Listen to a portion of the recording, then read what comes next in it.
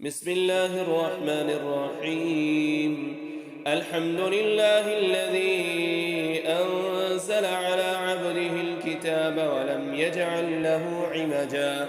قيما لينذر بأسا شديدا من لدنه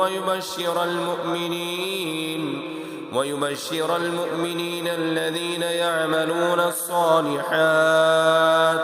أن لهم أجرا حسنا ماكثين فيه أبدا وينذر الذين قالوا اتخذ الله ولدا ما لهم به من علم ولا لآبائهم كبرت كلمة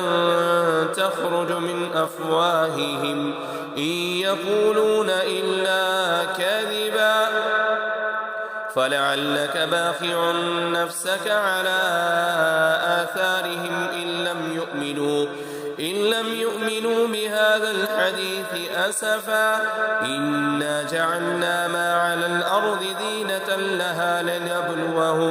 لنبلوهم أيهم أحسن عملا وإنا لجاعلون ما عليها صعيدا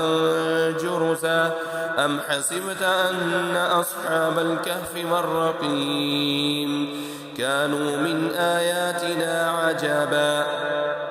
إذ أوى الفتية إلى الكهف فقالوا ربنا آتنا من لدنك رحمة وهيئ لنا من أمرنا رشدا